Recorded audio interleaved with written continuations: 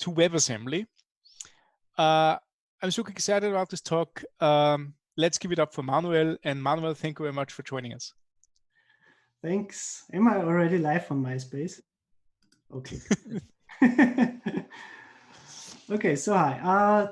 My Corona side project is porting Doom to WebAssembly. And it's more or less a story about how I failed to compile C code.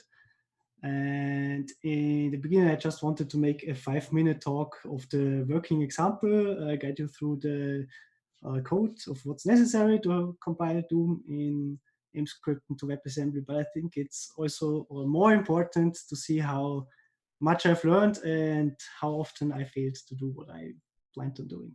And as you can see, I had a lot of fun with the slides. Please excuse the colors and the font. It might be a bit dark, which is also why I'm the last speaker, because I have dark slides. So how did I get the idea to port Doom to JavaScript or to WebAssembly? As many of you might know, on March 20, Doom Eternal was released, and I'm currently playing Doom Eternal. I'm also playing Animal Crossing, which is a good combination. When you're too exhausted from Doom, then you can play Animal Crossing. And I don't exactly know how I got started with this idea, but I think I was looking at some YouTube videos about how the new Doom engine is totally awesome and what it can do. And then there was a YouTube suggestion for another video where someone was talking about Doom is running on everything. And then I was thinking, I've read this thing about someone porting Doom to JavaScript. And if Doom has that beautiful code, also people told me, it might even be possible for me to port this to WebAssembly. And what you can see on this slide is left is 1993 and right is 2020. They are still the same enemy types, but they now have a lot more polygons and textures. And I think the whole model of this thing is larger than the whole game was back then. What also happened a few months ago, someone ported Doom 3 to WebAssembly, which is also where I got the idea from.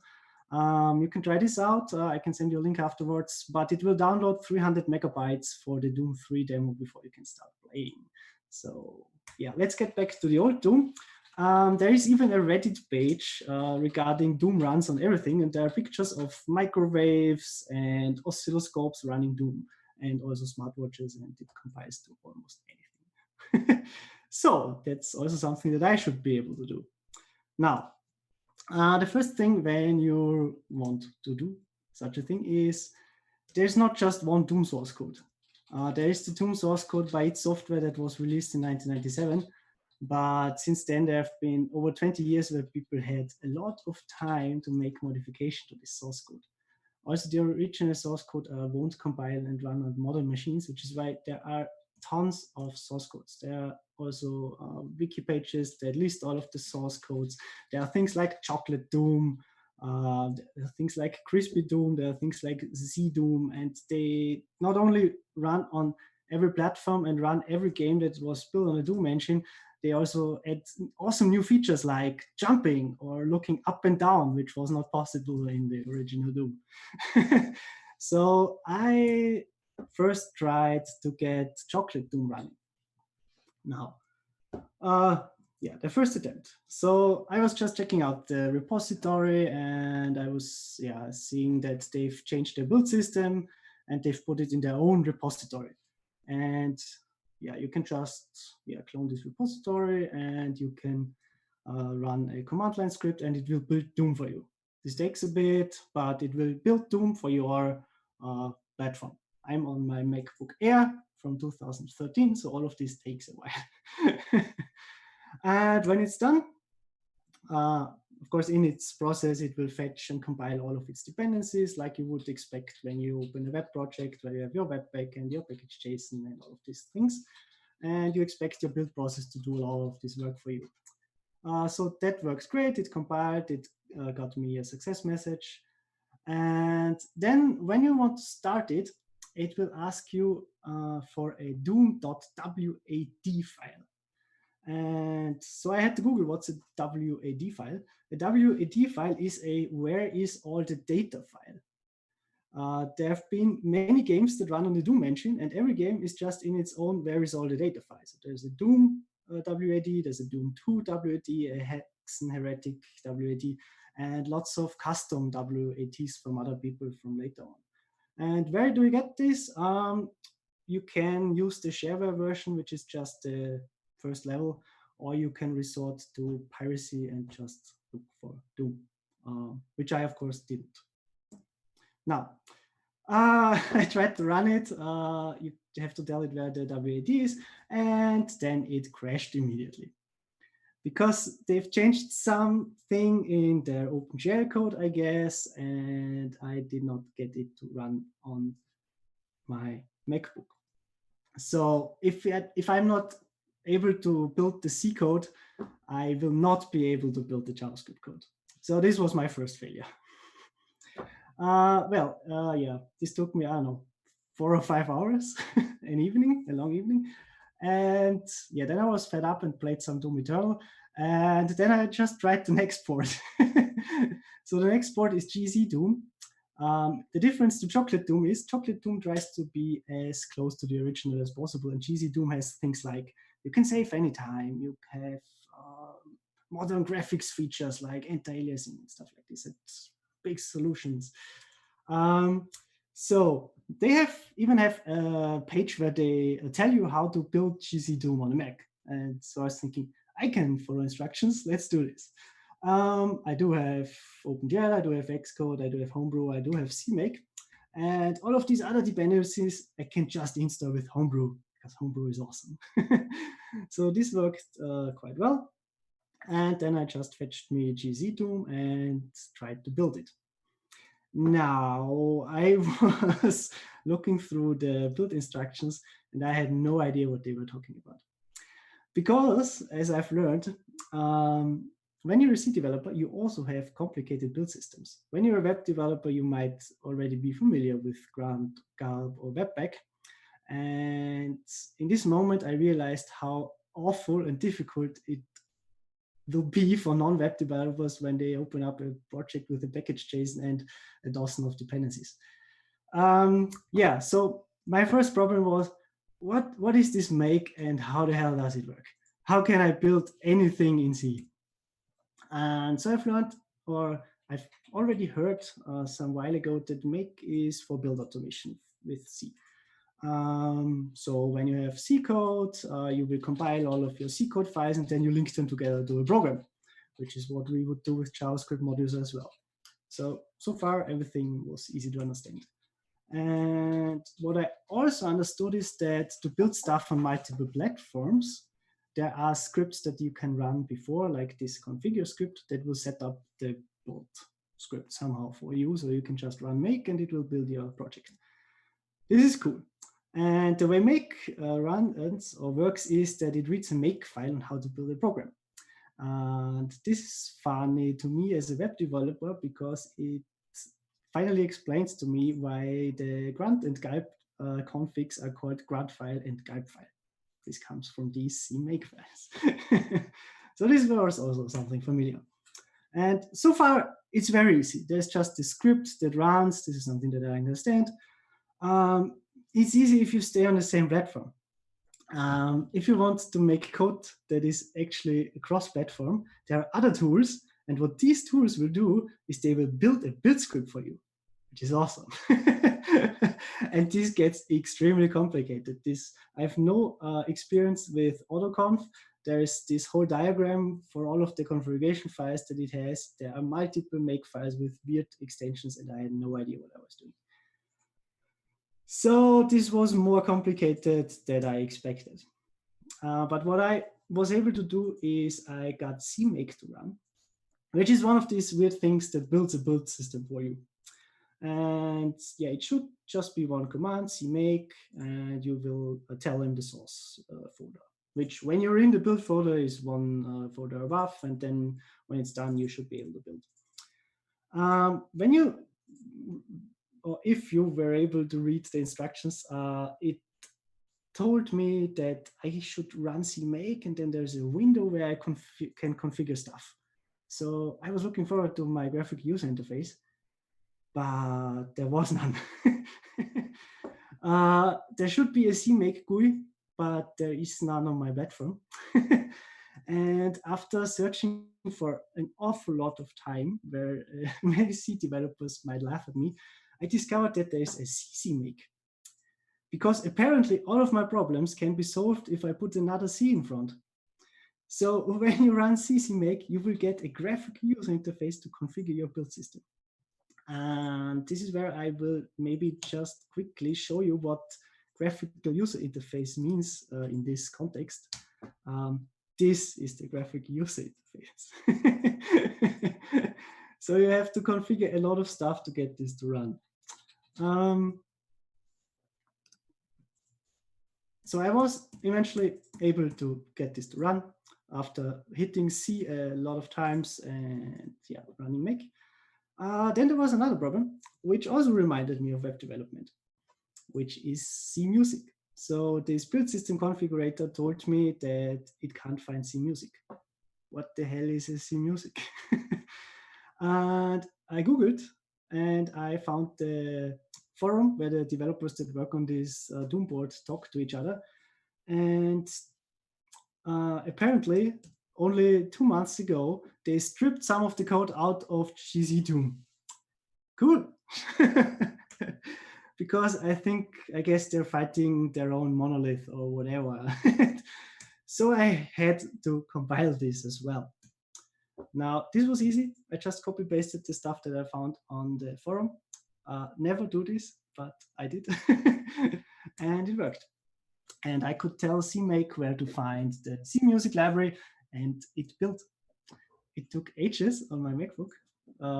It's the 13-inch MacBook from 2013, so it takes a while to build Doom. Because remember, this is not the original code. This is not a bunch of C files. This is a lot of folders with a lot of stuff on top so that it works on every platform. And then I'm able to run Doom. Of course, I could also double-click the .app, but I wanted to do it in the terminal. I won't show you this because I think it might break this connection. So I can build Doom in C. So now let's try to get it to run in a browser, which is my platform of choice. So if you've never heard of emscripten is already a pretty old project, I don't know, 7 or 8 years ago. And what it does is it can compile C or C++ programs to bytecode that can then run in a browser. It can run in the browser with the help of StahlstadtJS or in newer browsers with Webassembly. And it then runs in the browser on the web platform at near native speed, which is awesome. Yeah, I won't go into detail how WebAssembly works. It basically runs your bytecode on a virtual machine, and it's now available in most browsers, which is awesome. Now, when going to the emscripten website, of course, I first had to do a tutorial, and the first sentence in the tutorial is using emscripten is at the base level fairly simply. Okay, that should have, yeah, that should have warned me. And then there's a guide on how to build existing projects. And what they basically do on a high level is they look at the make files and they replace all of the calls to the C compiler with their own compiler, which seems easy in general. Okay, so when you install emscripten, which you can also do with Homebrew, you will get this emscripten. It's not called C compiler, it's called emscripten, whatever. One of the C's stands for compiler. And with this, you can compile simple C files. And what you will then also get is a few scripts that you can write in front of these make and make file pairs. So instead of running configure and make, you can run mconfigure and mmake. And what this will do is replace all of the C compiler calls with emscripten calls. Should also be fairly easy in theory. And you will then get this bytecode package, and you can tell emscripten to make an HTML out of this. So what this will then give you is your code in a WebAssembly file, a very small JavaScript that helps you run and execute the WebAssembly, and a really ugly Web 2.0 looking HTML file. Okay, so this is easy in theory, but the GZDOOM is not just a make file with a bit of C code in it. It's multiple folders with their own make files, and I'm not sure, but I think that the make file is then also compiling other make files, and the build system is building a build system of build systems. So I tinkered with this for 1 or 2 hours, and then I gave up because it's too complicated. So GZDOOM was also a failure. Then I went back to ChocolateDOOM because, yeah, I couldn't get it to compile in C, but maybe it also works in emscripten or so. No, it didn't. But there are other people that have managed to compile ChocolateDOOM to WebAssembly. So if you want to play Doom on the web platform, please don't try and use my hacky solution. There is this page called WAD Commander where you can just open any Doom file and play Doom in the browser. And this works great.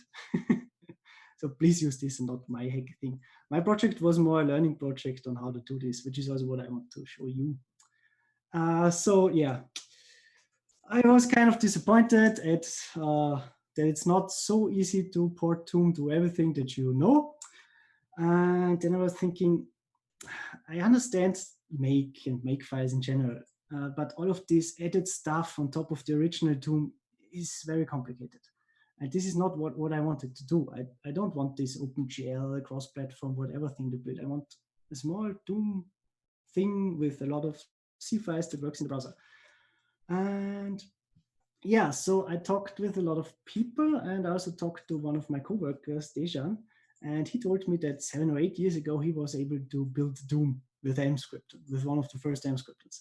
And I was talking to him, yeah, and what version did you use? And he couldn't remember, but he knew that it was just a folder of C files. So I was looking around a bit, and then I found SDLDOOM. And this is the third attempt. And this was the last that I will tell you. Now, SDLDOOM is actually really old. And when you go to its website, you can see it is a very accessible, responsive website. Where there's not a repository, there's just a zip file where you can download the code. Cool. So that's some MySpace kind of shit. And yeah, so I downloaded this file. And it's really just a bunch of C files. I will show you in a minute. Now, SDLDOOM is one of the first Doom boards. It's very minimalistic. It's by Sam Lantinga. And it was released back in '98. So a few months after id Software released the Doom open source code, the Linux version. And it uses the simple direct media layer. So I knew what SDL is from school because I've used it on an OpenGL project. Simple direct media layer, or SDL, is also from the year '98 or something, and it was made by Sam Lantinga, the guy who ported Doom. And he got the idea when he ported some Windows game to BOS. I don't know if any one of you knows BOS. It failed miserably. And so he created a thing that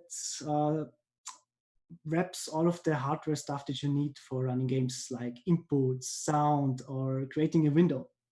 And it's more like it's jQuery for game developers, basically. You have your many platforms, and then you have this wrapper that helps you dealing with all of these platforms.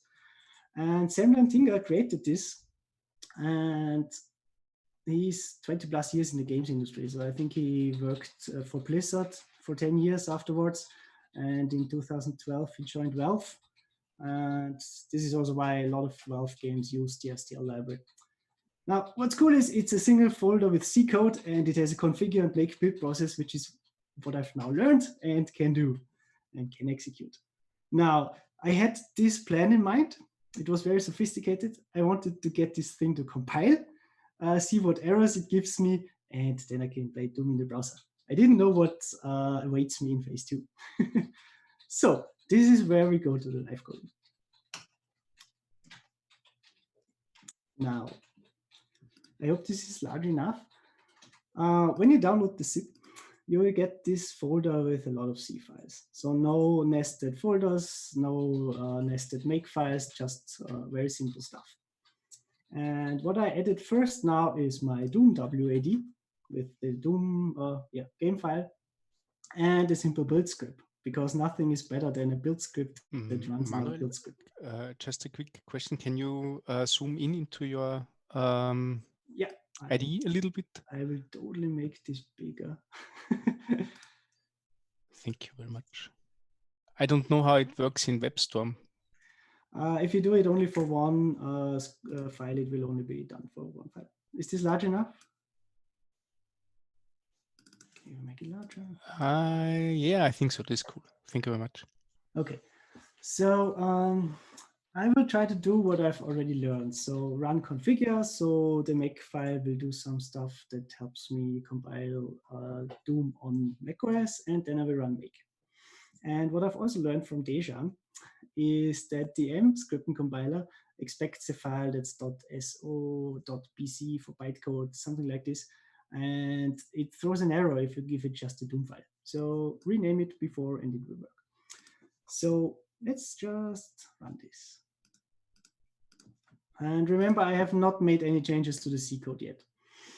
And it will configure a bunch of stuff. It will then at some point start to compile the C code. It will also look for libraries, and there are some warnings. Warnings are okay-ish. And you can see C files here. So it will compile C files. And when a C file is compiled, it won't compile it again. And then there are errors. Of course, there are errors, because why would it compile on the first try? Now, I have no idea what all of this tells me, because I'm not a C developer. Now, as a web developer, I do know English. And what this tells me is you should hack this file for your sockets layer. Okay, cool. So why not do this? Then I open this file where the error occurred. So beware, this will feature some C code. It was already there. And when I scroll down, or a bit up, I don't know where it is, there is this, you should hack this file for your sockets layer. Okay, cool. So Sam also did a bit of hacking to get it to run. Now, what I've also learned and seen here is, what you see here are preprocessor directives. Yeah? We know preprocessors from SAS and from stuff that compiles to HTML and stuff like this. And what this will do is it will include header files or different dependencies depending on the platform. So it will do something else on Linux, on BOS, and on Windows. And my platform is emscripten. My platform is the web platform, which is why it goes into this else and throws these errors. So after a bit of playing around, I will now just copy this from another file. I have added a bit of code, which I copy and pasted from the emscripten documentation. So this is just a selection of all of the dependencies that are up there that got it to compile. Don't ask me what each of them is doing. So this process is more or less fix an error, try to have it compile again.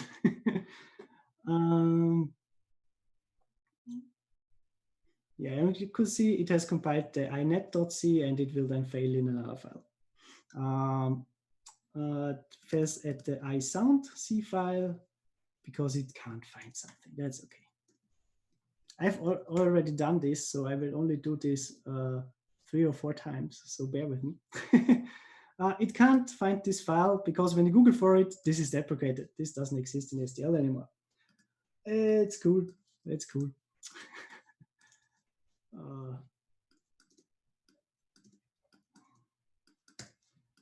So let's just, this is actually the only line that is available in this file, so I just copied it there. Doesn't matter. Still, I'm just hacking this, so I'm able to compile. And actually, I don't have to do the configure step each time, because we already configured this once for macOS. And you don't hear this, but my laptop is now flying. Yeah, it's compiling a lot of stuff. Maybe it will run. Maybe it will run. Just give it a minute. I know that there will be one file where it has a hiccup. Yeah, in our data. And I think this will be the last thing that we have to do. It can't find some allocation header file. I don't know why. Let's just include it. And then this should actually build the Doom bytecode, and then it will run through emscripten. So I guess people with a lot of C knowledge can do this in a much more sophisticated way. I'm just trying to get it to run. I can just assume how much work it is to get Doom 3 or something bigger to run on the web platform. So this has now built, and it has also run the last step, which is the emscripten compile step. Now there should be an index.html in my folder. Yes, great. That's some. Yeah, let's not look at the JavaScript too much. at the styles. It's not about the styles in JavaScript. They also have the logo inline here and a bit of boilerplate around it, and a bit of bootstrapping code to get it to run. But in the end, it will just include an index.js file. Now,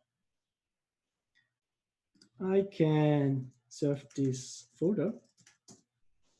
Now let's do 5,000.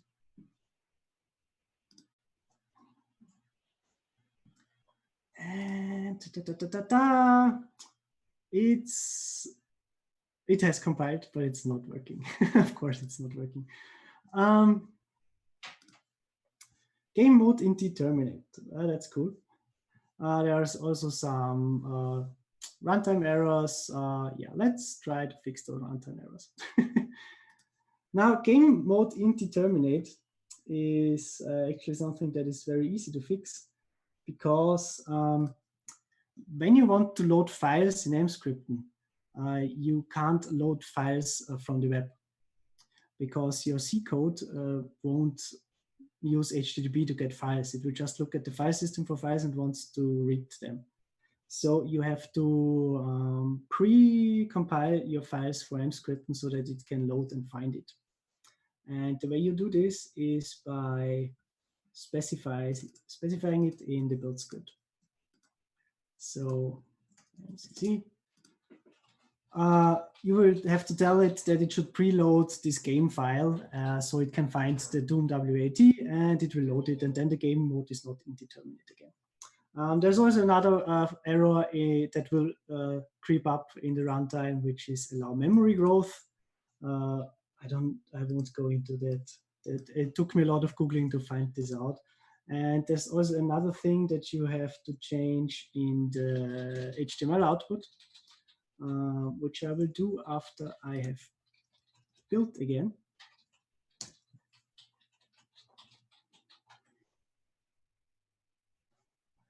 I hope you can still hear me, because for me, everything is lagging. Cool. Now let's reload and see if there's more. Still internet. Cached. It's running, it's running, it's running. But it's still black. Damn it. Now, what else? You can also see there's console output, which is cool because the game starts. And it will throw some copy unlock SDL exception. It has something to do with WebGL and SDL, with this combination. Also, what I didn't tell you is usually you would have to compile your SDL library for the specific platform that you're on. But emscripten already did that for me. So when emscripten encounters the SDL library, because it is so often used, it will just fetch a web bytecode version that is already LLVM or WebAssembly, or I don't really know technically, but you don't have to compile your dependencies. And to get rid of this copy on log, you can just disable it in JavaScript.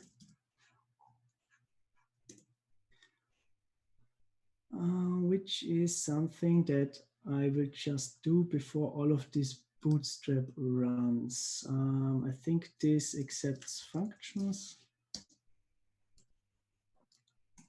So emscripten also exposes a lot of global variables, yeah, which isn't very nice, but you can do stuff with it. Now, when I load this again, I hope that I'm able to see the screen. It's running, it's running, it's running. It's giving me a shareware error. Okay, but it might still run. Yes, it runs, or it ran actually, because it started up and it immediately quit, which is bad. So I had a bit more digging to do. And as it turns out, the DOOM board by Sam Lantinga uses an SDL function as its clock. And this doesn't work in the browser, because in the browser runtime we have other things like request animation frame to get the clock ticking and to advance a tick. And what I then had to do is I had to replace code in the main DOOM file with functions that emscripten provides. So this is the last thing, but it's actually interesting because I wrote, or I copy pasted some C code. There is this, what's it called? It's called doom main.c file. And it has this doom loop. Like in any game, there is an infinite loop where your game runs.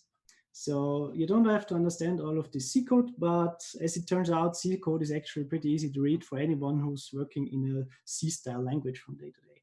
So yeah, JavaScript looks like C, so it's okay. This is a function, yeah, I get that. And this here is an endless loop. And this is actually the game that runs. So it is an endless loop, it will update sound, and it will display, and it will then run again. So the first thing that I did, which is also, this is also a bit in the emscripten docs.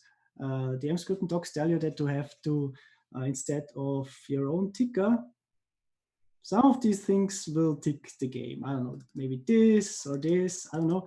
You have to add your own code so that it uses request animation frame in the browser. So what I did, and I was very surprised that it worked, is I still want an endless loop, and I will strip out all of this stuff into its own function that I call update frame. And apparently you have to pass parameters. I don't know if you need this, but it was in the code, so I will do it as well because I'm a good citizen. And I will just copy the code that was already there. And I will then use another directive. So if I compile for any platform that is not the web, we can run this endless loop. But if I compile to a platform that is emscripten, I will use this helper function. And yeah, this will then tell, actually, I think I have to do it like this. Let's see. Yeah.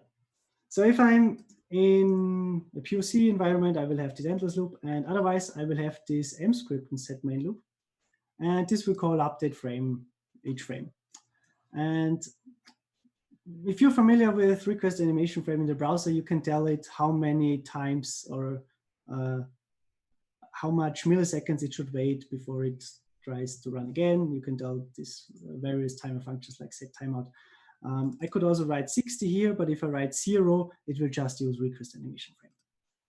And when I compile this again, there should be a working game.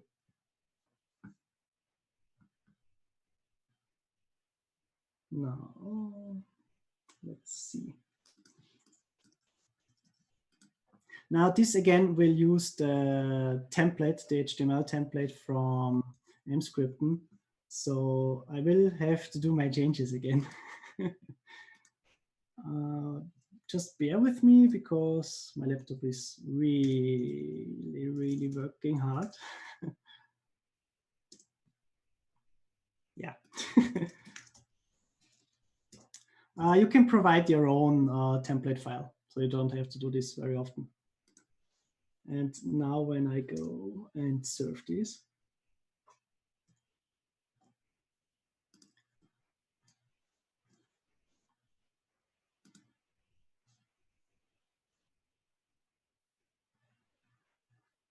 this will also load the whole where is all my data file, which is, I think, 10 megabytes. Yeah, now let's see.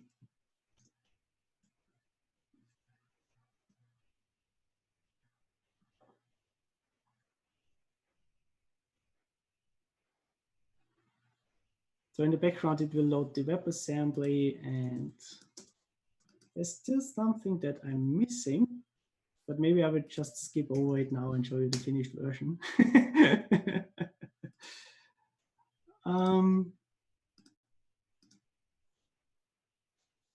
Yeah, why am I not doing this with shortcuts? Because the game will capture my keyboard.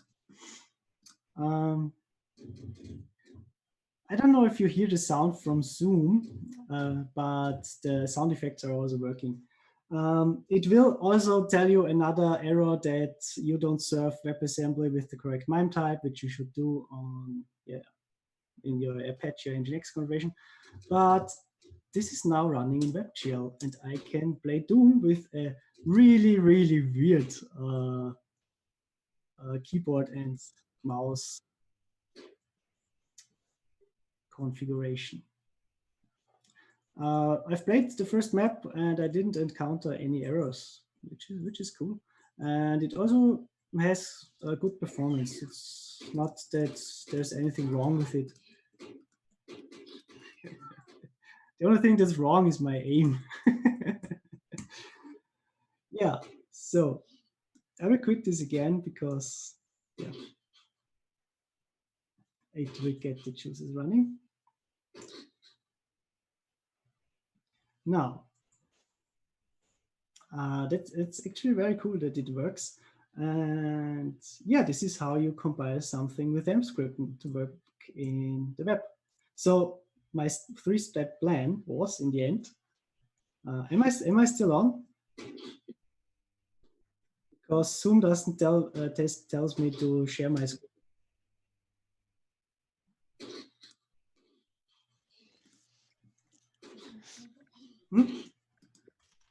Okay, cool. No, yeah. So the 3-step plan was more like fixing compiler errors, fixing runtime errors, and then profit. Yeah. You can get the repository and try this yourself. In the repository, I already did all of these steps. It's 3 commits, just 1 commit with all the SDLDOOM zip file, 1 commit with the build script, and 1 commit with the changes necessary to the C code. And I also wrote my own bootstrap HTML around of this. You can also use these SDL commands in the code. When you use a preprocessor directive like this if emscripten, then you don't have to do anything in JavaScript like the SDL copy on surface. This is also something that's that's probably mighty, but it scares me. You can put JavaScript in your C code with emscripten. So you can open up a function, write JavaScript in it, and it will then somehow pass it through, I don't know. So yeah, this is on GitHub. You only have to brew install emscripten and compile it and run it. Now, this was a very fun side project. It took me a couple of evenings, but there's a lot of things that I've learned. And maybe you've learned also some things. One is to stay humble, because new stuff is always daunting. When I looked at Makefiles, all of the C code and all of these build systems, it was really much, because every box I opened, it had a few other things that I had to look up. And I think this is also true for new developers when they go maybe to projects where there's a lot of dependencies, where there's an Angular project where they have to learn TypeScript and all of those things. Yeah, and what's also interesting is stuff that you wrote may not run in a couple of years. So the original Doom code doesn't compile, which is also why there is all of these ports, because the systems have changed. There are now new platforms. There are ports for iOS, for microwaves, whatever. There will be some changes necessary. But the C code of Doom is that elegant that you basically just have to do changes for your platform, because all of the rendering, all of this it's exactly the same code. All you have to do is make the glue, which is cool. And I was also thinking about a few of the web projects that we're doing. They don't even compile after 2 or 3 years, because the build system has changed, or there's a new framework that is now hip and cool, which is something that we should keep in mind. And yeah, as a front-end developer, I learned that not only front-end developers deal with platform-specific problems, also C developers deal with platform-specific problems. And there are even more platforms than just a bunch of browsers that are now getting more and more aligned. And front-end developers are not the only people that build very complex build systems with multiple layers that take very long. And yeah, it's also important. I tried to build these complicated chocolate DOOM and GZDOOM ports first before I started with a very small project. So before I knew what to make of make and make files, I tried to compile this behemoth of stuff that people built on top of the original DOOM, which was not a good idea. Yeah, also DOOM is still fun after 27 years. When I got it to compile, I played it for half an hour and forgot that I had a learning project. And yeah, it runs that fast in the browser. No matter what people tell you or what emscripten tells you, porting code to the web is not the one-click solution. And ports can be impressive work on their own. So also a lot of gamers, also on this MySpace platform that we're on, they look at ports and say, oh, they just ported this game to another platform. Oh, now it runs on Switch and it's much slower. But ports can be impressive work on their own. And I did not only learn about emscripten, I also had to look at the Doom engine. So I learned a bunch of shit about the Doom engine, but it would be too much for this talk, and it doesn't have to do anything with JavaScript. If you also want to learn how the Doom engine works internally, which is beautiful,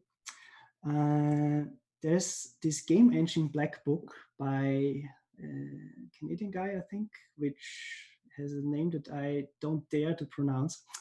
He has wrote this whole book with the foreword by John Carmack and John Romero, and it's on his site for free, but you can support him by getting it on Amazon for the Kindle. And he has a detailed look at the Doom engine, and also it's fun to see what 1993 was like for developers, because they built this on Next machines, which back then Apple thought would be the next big thing, or not Apple, but Steve Jobs. And it's also, all of this is very interesting. Now, this concludes my talk. I hope it wasn't too much of C code. And I will try to have a look at the chat if there are any questions. So let me jump in. There weren't any questions, but please look at the chat. The chat was full with comments to your talk, like really, really full. We had a ton of chats next to it. That was an amazing side project. Thank you so much for showing this to us. I'm not sure, Dominic, if we close the stream, the chat will be open still, I guess. Cool. So I guess if there aren't any questions right now, I invite you to